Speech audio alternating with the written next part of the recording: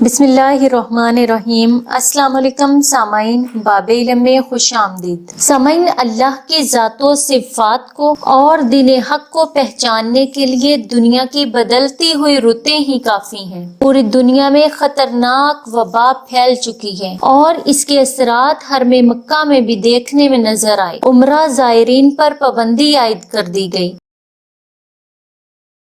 طواف کعبہ کو مطاف کے برآمدوں تک محدود کر دیا گیا ہے۔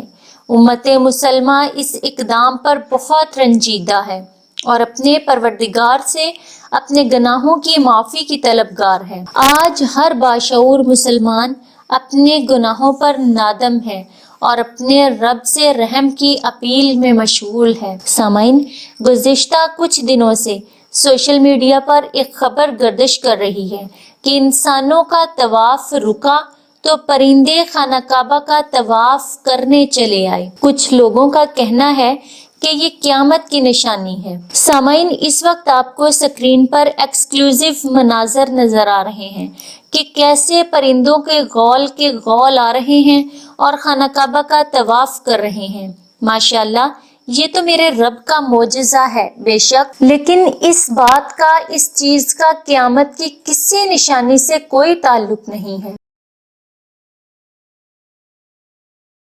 سامعین، اللہ پاک کسی مخلوق کی عبادت کا محتاج نہیں ہے۔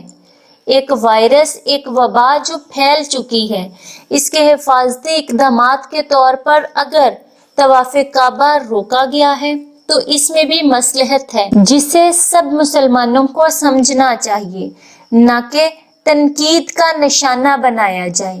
سامعین، خانہ کعبہ کا طواف تو کبھی بھی کسی بھی لمحہ بند نہیں ہو سکتا۔ اللہ کی مخلوقات ہر وقت اللہ کا ذکر اور اللہ کی حمد و ثنا بیان کرتی رہتی ہیں، اور پرندے بھی ہمیشہ سے اپنے پروردگار کے گھر کا طواف کرتے ہیں اور کرتے رہیں گے۔ یہ تو جاندار پرندے ہیں۔ سامعین، پتھر بھی اللہ کا ذکر کرتے ہیں اور اس کے حضور آنسو بہاتے ہیں۔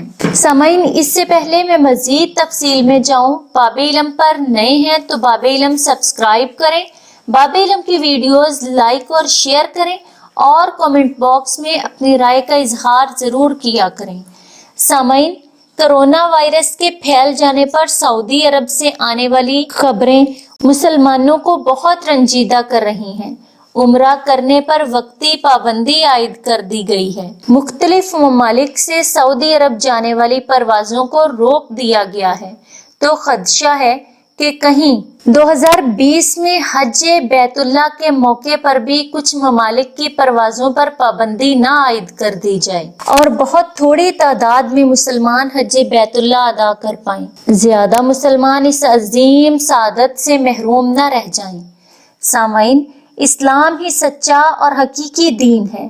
سامعین، اللہ کی طرف پلٹ آئیے، اپنے رب کی طرف پلٹ آئیے، رب کے قرآن اور رسول صلی اللہ علیہ وآلہ وسلم کی سنتوں کو اپنا اوڑھنا بچھونا بنا لیجئے۔